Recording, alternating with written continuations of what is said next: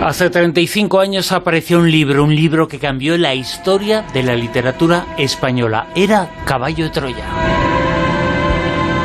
Y ahora, 35 años después, aparece El diario de Eliseo, la obra que viene a hacer grande aquel episodio, aquella saga. El diario de Eliseo salió el pasado martes, ya está por la segunda edición. Su autor es JJ Benítez. Hoy JJ Benítez está con nosotros. Juanjo, muy buenas, ¿qué tal? ¿Qué tal? Muy bien, encantado de estar con vosotros. Un placer, Encantados haberte nosotros, recibido sí. aquí en Onda Cero, qué guay.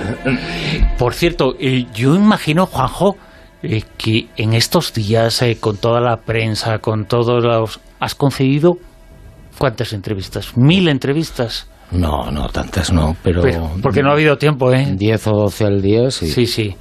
Y entonces, y ya te ha preguntado alguno, seguro que te ha preguntado alguno, oye, ¿Jesús era extraterrestre? Sí, alguien, no me acuerdo quién. Una chica me preguntó de Europa Press, creo que es. Bueno, el gran extraterrestre y tal. Y entonces, bueno, le tuve que contar otra vez la película. Sí, claro. Decirle, bueno, sí, desde el punto de vista de su origen, sí es el gran extraterrestre, ¿no? Con mayúsculas. Y alguno te habrá preguntado también, oye, ¿la Sábana Santa es auténtica? También. ¿Esos análisis que se hicieron? También.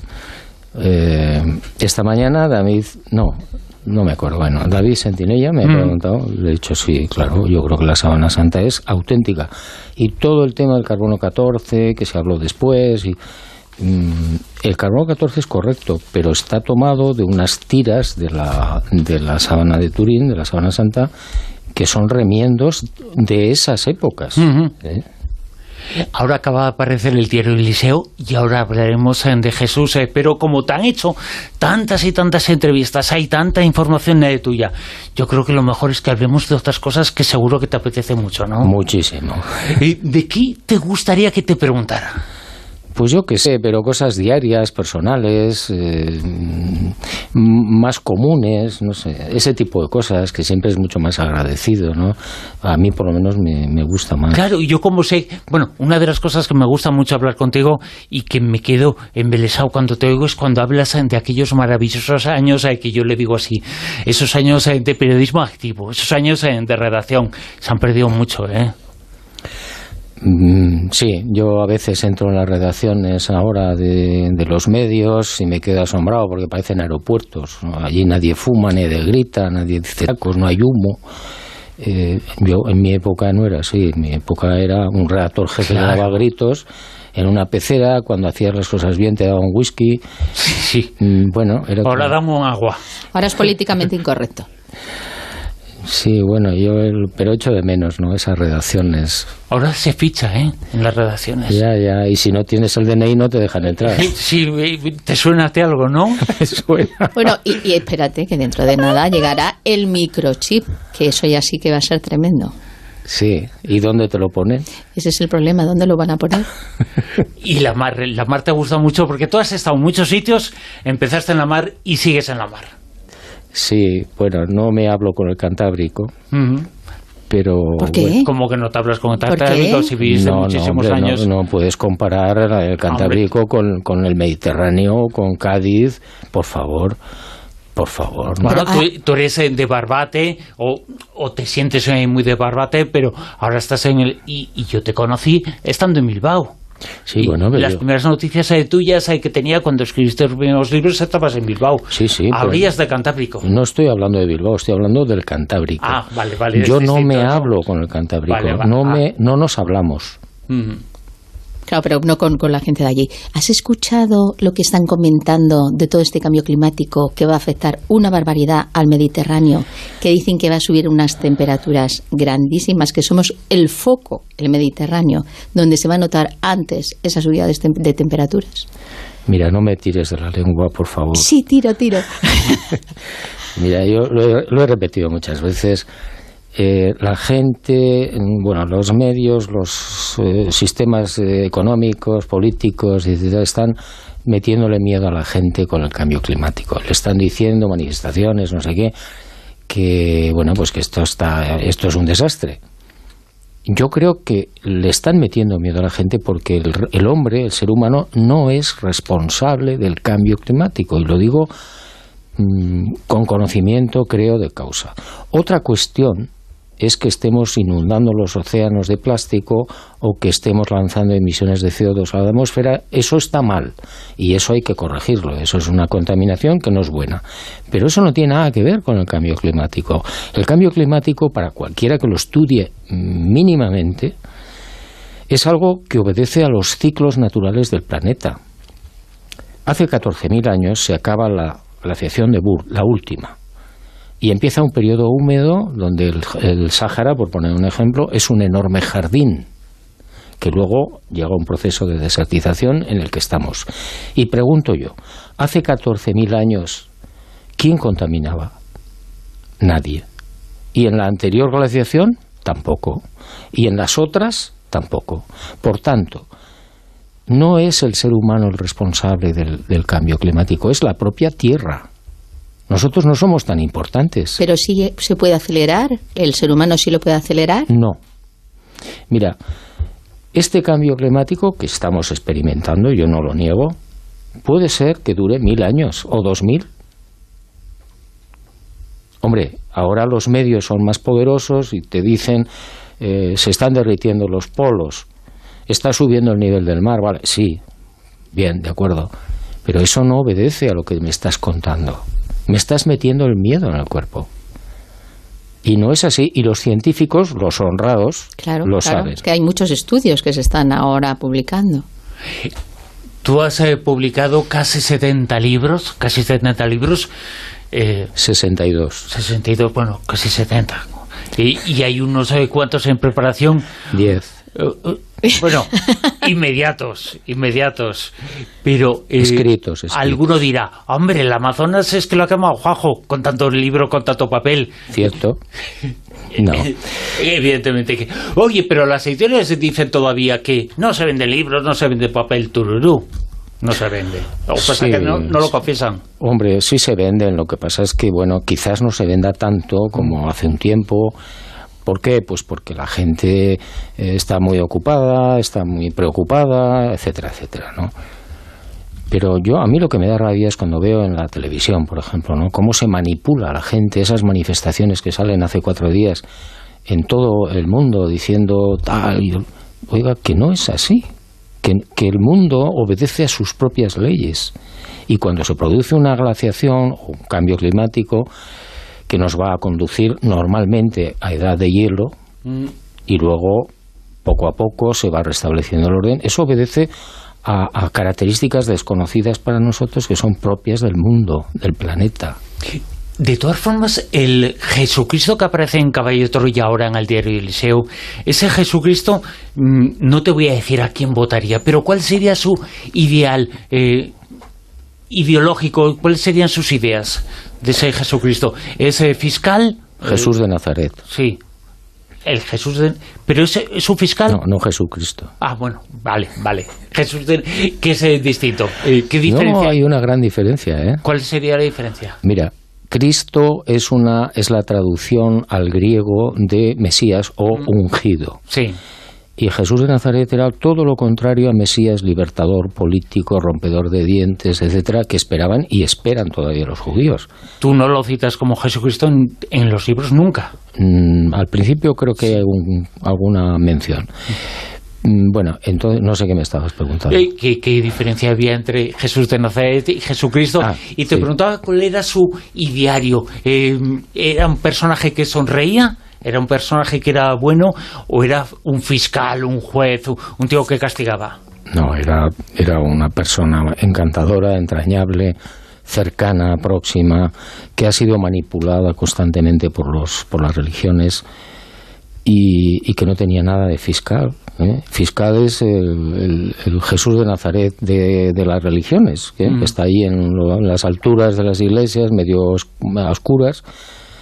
No, Jesús era, por lo que yo sé, por lo que yo he conocido a través de los caballos, por ejemplo, del diario de Eliseo, era un personaje cercano, con un enorme sentido del humor, sonriendo el 80% de su tiempo, o riendo. y con un mensaje que tampoco tiene nada que ver con lo que te han contado. Un mensaje lleno de esperanza, vamos. Claro, es un personaje, yo cuando escucho a algunos decir yo soy muy cristiano, yo creo mucho en Jesús, ya los purpurados, los cardenales, no te imaginas, dices, jolines, pues creo que tu actitud es la menos cristiana de todas, ¿no? Normalmente se es cristiano quien no lo dice, por actitud, por comportamiento. Yo creo que Jesús no pretendió nunca, y un poco regreso a tu pregunta anterior, nunca pretendió ni quiso saber nada de política. Nunca, jamás se metió en política. Y cuando alguien le tentó y le mostró una moneda y le dijo, bueno, hay que pagarle el tributo al César, o ¿qué pasa aquí? Y Jesús miró la moneda, efectivamente era un denario, había una figura del emperador Tiberio de entonces, por un lado, y se la devolvió al tipo y le dijo, mira, darle al César lo que sea del César, ¿no? Entonces, él era muy listo, muy inteligente, era un dios, para mí. Y entonces, él elude siempre el tema político como el tema social. Y en algún momento a él le preguntan, bueno, ¿y por qué no cambias tú las reglas sociales? Y dice, bueno, pues porque pasado mañana el propio devenir del mundo va a cambiar lo que yo diga. Sí. Entonces, ¿qué pasa? Que Jesús se centra en algo mucho más importante, que es la esperanza. Es decir, oiga, yo he venido aquí no a salvar a nadie, ni a redimir a nadie, sino a decirle a usted y a todo el mundo que hay esperanza, que no está todo perdido, que no está todo oscuro. Pero ese Jesús que tú presentas, esa esperanza, digamos que la Iglesia la ha quitado a la gente, ¿no?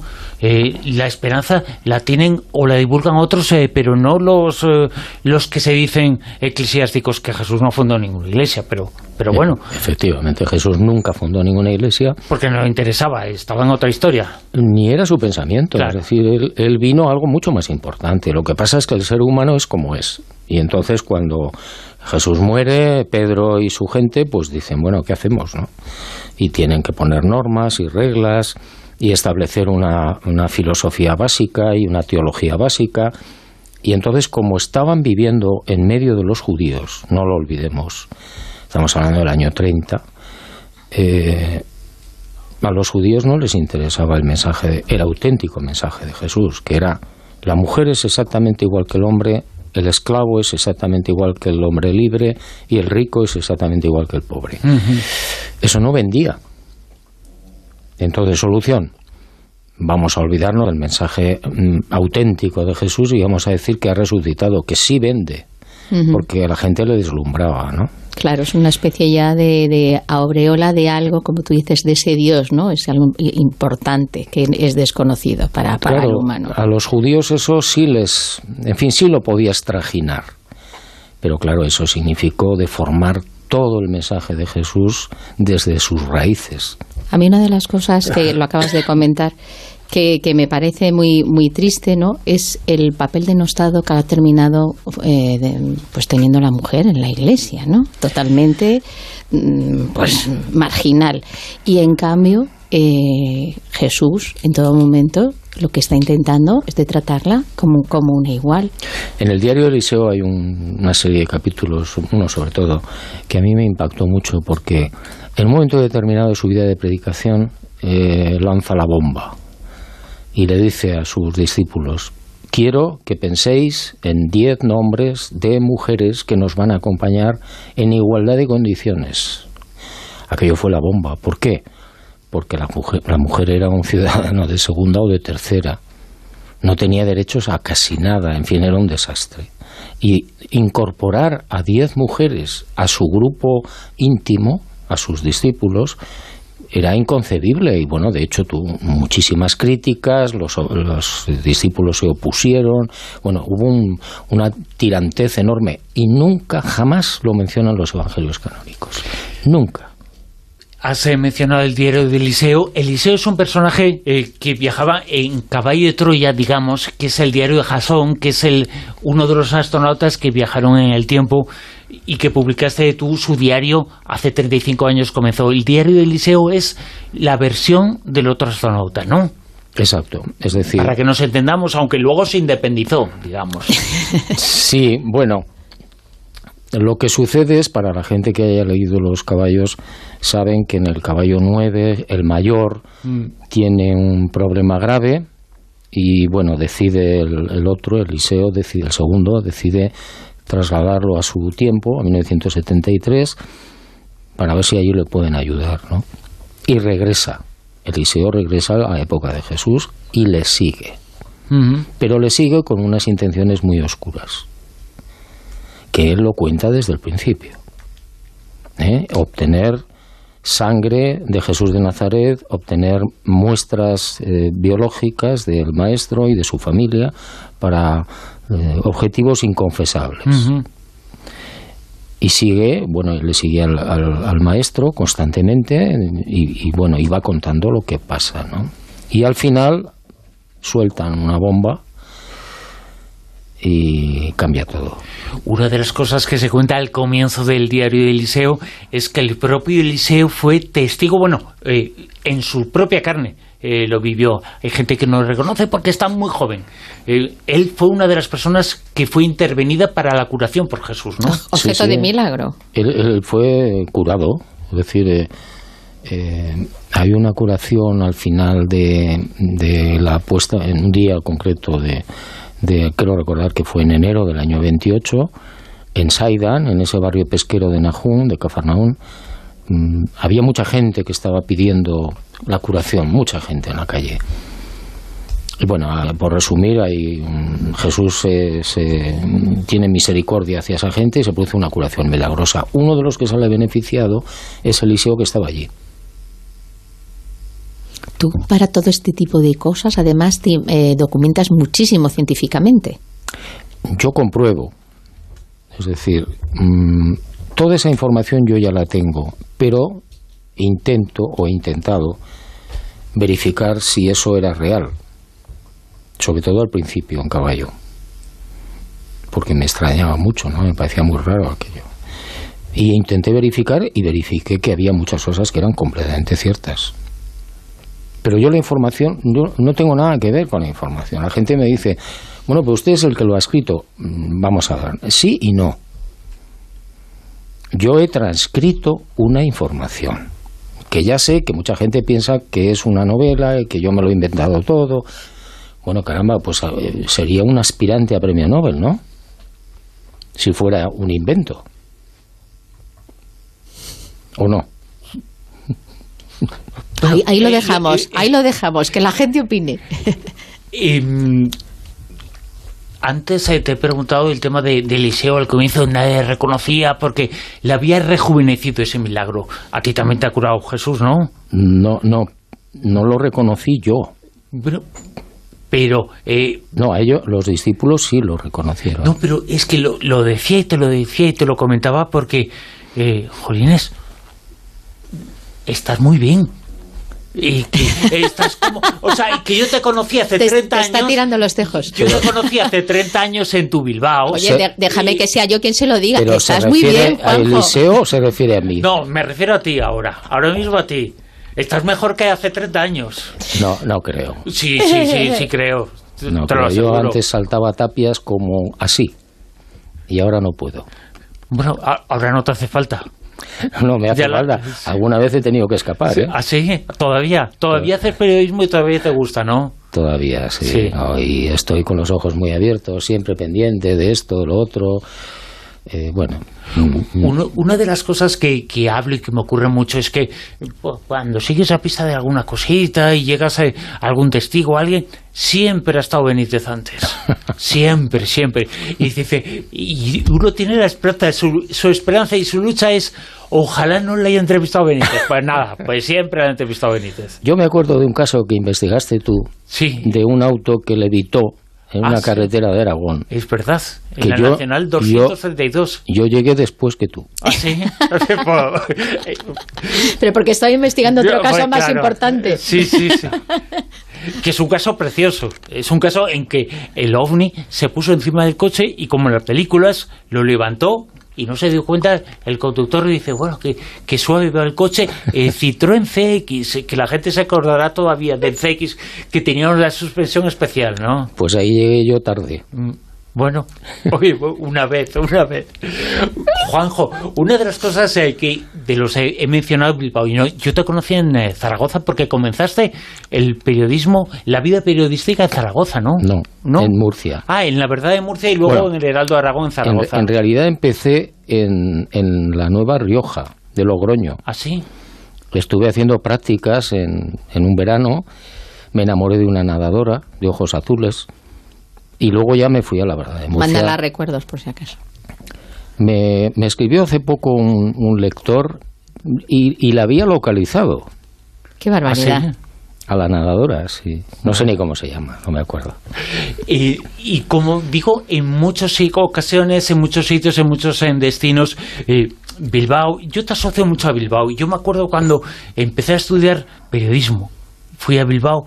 Yo no pensaba, voy a estudiar periodismo en Bilbao, no, voy a estudiar en la ciudad de JJ Benítez, ¿no? Yo soy de Pamplona. Bueno, sí, pero tú estabas... Pero entonces, ¿cuántos años estuviste en Bilbao? 20. Muchos. Claro. Yo llegué en el 72. Y yo quedé contigo ahí y estudié, mi aula estaba muy cerca de tu casa, en Lejona. Vamos, que te seguía la pista. Sí. No te podías escapar. En Negurigánez, en Lejona. Bueno, yo tengo muchos y muy buenos recuerdos de Bilbao, lo pasé muy bien. Me inicié a investigar el tema OVNI en la Gaceta del Norte. Sí. Por tanto, estupendo. Otra cosa es que no me hable con el Cantábrico. Claro. Pero si practicas, hay un libro tuyo que se titula A solas con la mar, que habla de la mar y habla también de la mar en poesía, en clave de poesía, que ha sido muy importante en tu vida también. Sí, no lo volveré a repetir. ¿Por qué? Porque yo entiendo que la poesía es desnudarse. Y me desnudé una vez y creo que no lo volveré a hacer. Es verdad, es un lenguaje muy especial la poesía. Es una cosa personal. Yo he escrito ya otro libro de poemas que nunca se publicará. Y tengo muchos poemas por ahí perdidos que tampoco se publicarán. Pero sin embargo tienes algunos libros que, aunque sean prosa, es muy poética. Uno de los primeros libros que leí tuyos es Sueños, y Sueños, luego llegó La Autoría y otros más. Son prosa, pero tienen un toque poético, ¿no? Sí, me gusta mucho cuidar el lenguaje. Cuando puedo, y lo permite el tema, pues desplegar un poco la poesía en prosa, que ahí sí... No es desnudarse exactamente, ¿no? De la mano con Frasquito también. Exacto, es un intento de escribir esa poesía, esa prosa poética. Y ahora voy a intentar escribir uno que se llama Elena con H, que está dirigida a una nieta mía de 5 años, que hace unas preguntas asombrosas. Bueno, es que la inocencia de los niños es aplastante. Es aplastante. Increíble. Entonces yo trato de no están mediatizados como los adultos. Sí, es maravilloso. Y la música también muy importante en tu vida, en el trabajo como escritor. Es casi como un mantra, ¿no? Sí, yo no sé escribir si no tengo música. O, bueno... Cuéntanos un poquito tu ritual. ¿Cuándo te sientes tú más cómodo, horario? Cuando estoy en casa, es decir, cuando estoy escribiendo, no, los viajes son distintos, es otra historia. Me levanto entre las 6 y las 7 menos cuarto, depende. ¿De la mañana? De la mañana. Hombre, sí. Desayuno un poco, no mucho, mucha fruta. Me pongo a escribir aproximadamente a las 7:30, a las 8 de la mañana. Estoy hasta las 12 escribiendo. Bueno, ahí hay cientos de manías a la hora de escribir. Me voy a caminar, hago ejercicio entre 1 y 2 horas. Pienso todo lo que puedo. No le miro al Cantábrico, miro para la izquierda y como algo, y a las 4:30 estoy otra vez o bien preparando lo del día siguiente, estudiando, leyendo, preparando cosas, ¿no? Revisando archivos. De repente aparece una foto de Bruno Cardeñosa cuando tenía pelo. Cuando tenías pelo y sobre todo sentido común. Ahora no tengo ni pelo ni sentido común, pero bueno, estoy mejor ahora, prefiero ahora. Y luego a las 8:30 bajo, leo la prensa, fíjate, imagínate, a las 8:30 leo la prensa de la mañana. Sí. Veo algo la tele y a las 10 o 10:30 estoy durmiendo. Con un poquito de chocolate en la mano. Ah, mira. O sea, que eso no lo perdonas nunca. Lo intento. Blanca a veces me echa una bronca, pero bueno. Blanca, que es tu mujer, que ha sido muy importante en tu trayectoria, en tu carrera, ¿no? Sí, pues fíjate, yo creo que, no sé si son 3.500 años que llevo con ella o 35, pero por ahí va. Varias vidas. Oye, y si tú estás bien, tu mujer está estupenda, ¿eh? Sí, no, está muy bien, sí. Entonces, pues ella hace el trabajo sucio, ¿eh? Yo corto las orejas y doy la vuelta al ruedo y ella hace de mozo de espadas. En el diario El Liceo, ¿cuál ha sido la música que te ha acompañado en este trabajo, en este libro? Pues si no recuerdo mal, ha sido Barbra Streisand. Ay, me encanta. Y en algún momento, que todavía sigue, es... ¿cómo se llama la chica esta? No me acuerdo. Qué desastre. ¿Jovencita, mayor? Ya debe ser mayor, pero bueno, es igual, ya me acordaré. Y Yanni te gusta mucho también, Yanni, ¿no? también, sí. Por supuesto, Mocedades, Paloma San Basilio, naturalmente... no, mucha gente, no sé. Y tienes que ponerte a escribir siempre con papel regalado, ¿no? Papel regalado, folios regalados. Folios. Y a ser posible... Y todavía máquina de escribir, ¿eh? No. ¿Ya no? No, me convencieron a la fuerza. ¿Quién ha sido? Me arrastraron, pues la editorial, mi mujer, bueno, todo el mundo. Y claro, y yo entendía, porque cada vez que me equivocaba en un folio lo tenía que romper, casi. Claro, claro. Entonces probé con el ordenador, lo reconozco, me da miedo.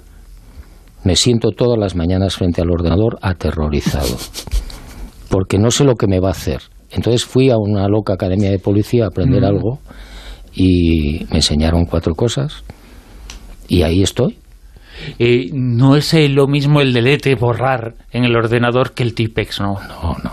Pero el Tipex tenía una magia especial, ¿no? Sí, yo de vez en cuando tengo un armario a mi espalda y tengo ahí las 6 Olivettis. Sí. Y yo las miro y a veces me arrodillo y pido perdón por la infidelidad. Y rezas. Sí. Yo te quería preguntar, para ti el personaje de Jesús, no sé si es el más grande personaje histórico o en algún momento dado te ha dado la tentación de profundizar y ahondar en algún otro personaje que también haya sido para ti muy importante. Bueno, antes de Jesús de Nazaret, que para mí es el personaje con mayúscula de toda la historia de la humanidad, pasada, presente y futura. Yo antes me interesé mucho por Julio Verne. Había leído prácticamente todas sus novelas y me fascinó. Yo me acuerdo que era un niño en Pamplona, en el cuartel de la Guardia Civil, donde yo vivía, en la Avenida Galicia. Mi padre había puesto una estufa enorme en la cocina, en el salón, comedor, cocina, despensa, que era todo. Sí. Y la había pintado de purpurina. Y entonces cuando le metía la leña, aquello se ponía al rojo y daba un olor especial. Bueno, pues yo allí estaba con mi libro de 20.000 leguas de viaje submarino, pasando las páginas, imaginándome aquello y con las orejas completamente coloradas por culpa de la estufa. Entonces, claro, ese personaje... Y luego escribiste un libro que se llamaba Yo, Julio Verne. Tú te identificaste mucho con él. Sí, yo creo que este hombre trabajaba con mucho rigor, era muy exhaustivo, se informaba muy bien, se documentaba estupendamente. En un momento de su vida él destruye 25.000 fichas escritas a mano. Y bueno, pues hay 2 cosas que a mí me impactaron mucho de la vida de Julio Verne, que fue su desgracia personal familiar. Él estaba enamorado de una persona y no consiguió casarse con esa persona. Bueno, total. Y luego él, en una oleada ovni que hubo en Estados Unidos en el siglo XIX, 1860 y tantos, hubo varios casos, muchos casos. Él dice, he llegado tarde a esas luces. Y también dice, he llegado tarde a Jesús de Nazaret. ¿De alguna forma es un poco la imagen de Julio Verne lo que a ti te motivó para llegar a ser escritor? No, yo no quería ser escritor, ni me considero escritor. Yo soy un periodista que escribe mucho. Y que escribe reportajes que algunos tienen más de 500 páginas, ¿no? Sí. No, yo no soy escritor. Mira, ser escritor significa tener un don. Y a mí lo que me gusta es dibujar. Que tienes varios dones, lo que pasa es que eres muy humilde. No, yo te digo la verdad. O sea, yo cada vez que me pongo a escribir, no solamente sufro por el ordenador, sino porque me cuesta mucho trabajo. O sea, yo no disfruto escribiendo. Pero dibujando sí. Y después del diario El Liceo, ¿cuál es el plan? ¿Qué se va a publicar? Pues no tengo... Yo tengo el título de alguno, pero... No lo tengo muy claro. Lo has dicho estos días, ¿eh? Lo hablé con los editores hace unos días y me planteé dos posibilidades. Uno, que ya está entregado. Vamos a ver, en Solo para tus ojos, que es un libro de investigación OVNI, sí. Yo he planteado... es una colección de 8 volúmenes. Están escritos los 4 primeros. Entonces, el siguiente sería Mis primos, que quizás sale el año que viene. Yo planteé otra posibilidad. Yo terminé otro libro que se titula 1010 ideas irreverentes sobre la mujer, Dios, la religión, los militares, en fin, 10 temas. 1010 frases de cada tema. Y yo aposté por este 1010 y la editorial me ha dicho que no, que Mis primos. Pero que el otro se queda ahí, de momento, pendiente para por si acaso. No lo sé, sí. Recuerdo que a mí me vienen imágenes de cuando era un chavalín y yo acudía a casa de alguien y siempre miraba su biblioteca, sus libros. Para mí siempre es importante y siempre lo ha sido que alguien tenga libros en su casa. Cuando alguien no tiene libros en su casa, algo pasa. Y en esa época, te hablo de finales de los 80, comienzos de los 90, siempre había un libro, que era Caballo de Troya. Eres consciente de eso, ¿no? Que has cambiado la vida de mucha gente. No soy consciente. Pues afortunadamente para mí. Yo creo que todos los que nos están escuchando son conscientes de eso, ¿eh? Bueno, yo recibo todavía, fíjate, 35 años después, recibo muchas cartas, muchos correos electrónicos de gente que efectivamente te da las gracias porque esos libros, los caballos, han cambiado su brújula interna, en fin, le han dado esperanza, etcétera. Pero yo prefiero no ser consciente de eso. Es decir, mi trabajo no es... A ver, mi trabajo es como el de Seur. Te dan un paquete y te dicen, lo tienes que llevar a no sé dónde. Y llevas el paquete y ya está. El que recibe el paquete no se tiene que fijar en el mensajero, salvo que sea muy guapo. Te tienes que fijar en el paquete. Pero si de Caballos de Troya, antes de Eliseo, había un montón de libros, con Eliseo vas... Porque la gente ya sabes cómo es, basta ser que le des la oportunidad, van a querer más y más. Tú eres el que va a decir, hasta aquí hemos llegado. No, vamos a ver, lo que es la vida pública de Jesús de Nazaret acaba ahí. Es decir, el final del diario de Eliseo es, si no recuerdo mal, el 30 de marzo del año 30, que es cuando arranca el caballo 1. Es decir, cierras el círculo. Luego quedan 2 volúmenes que os cuento la génesis. Uno se llama Belén y es una serie de páginas, no me acuerdo si eran 400 o no sé cuántas, que hubo que sacar del caballo 9 porque era un libro inmanejable. Y de hecho lo es muy grande. ¿Y eso que no te gusta escribir? Sí. Entonces la editorial me dijo, saca de ahí un montón de páginas, y yo hice y las saqué. Eso hay que sacarlo, hay que publicarlo porque es muy bonito. Son 6 meses de la vida del maestro donde va el mayor siguiéndole, huyendo, todos huyen, y bueno, ahí pasan unas cosas fascinantes. Y el segundo tomo, el segundo volumen, que no tiene nada que ver con la vida pública, se llama Rayo Negro. Y es las experiencias de Jesús unos años antes. No sé cuándo se publicarán, no tengo ni idea. El diario de Eliseo se ha publicado ahora esta misma semana, ya está por la segunda edición, del martes al sábado. Llegarán otros libros, pero nosotros lo que llegan son nuestras gracias. Te estamos muy agradecidos por esta entrevista, por todas las que nos has concedido antes, pero por esta y por venir aquí al estudio de Onda Cero. Yo estoy encantado, sobre todo de estar aquí presente, ¿no?, con vosotros. Es un poco tu casa también, ¿no? Hombre, claro. Sí, por supuesto. Porque la gente te vincula mucho a Planeta, ¿no? La editorial, es normal, ¿no? Fue la editorial en la que tuviste que insistir mucho para publicar Caballo de Troya 1, ¿eh? No te hacía caso. Madre mía. Yo me acuerdo, hiciste grande la editorial. Cuando yo presenté el Caballo 1, el manuscrito, a José Manuel Larabós, sí, que era mi editor entonces, estoy hablando del 83, por ahí. Sí, porque el libro se publicó en el 84. El hombre vio aquello, vio el montón de folios y dijo, no, bueno, tienes que quitar 400 páginas. Y tuve un momento de iluminación y le dije, ni una coma. Y me dijo, bueno, pues a morir. Y dije, vale, pues a morir. Y llegó Caballo de Troya 1, llegó la primera edición, la segunda, la tercera, la cuarta, la 10ª, la 20ª. 200 semanas en el número 1 de ventas. Sí, fue un boom, vamos, fue una... Yo creo que más que... yo no tenía, ni tengo mérito en eso, sino que la información era de tal volumen, de tal calibre, que impactó enseguida, ¿no?, en la gente. Fíjate. Yo recuerdo leerlo en la playa y me encantó. Desde entonces la playa está hundida, porque menudo era Caballo de Troya 1, ¿eh? Afortunadamente no le quitaste esas 400 páginas que te pidió Lara. Nada, ni una coma. ¿No? Ni una coma. Y yo recuerdo la cara del editor. Y él no se arrepiente, ¿eh? Seguro, no, y además él lo contaba. Sí, él lo contaba como, pues bueno, esas cosas que ocurren con los editores, ¿no?, que a veces se equivocan. Y él lo contaba, bueno, satisfecho. Y nosotros estamos muy satisfechos de tenerte aquí, Juanjo. Un abrazo. Muchas gracias. Un placer.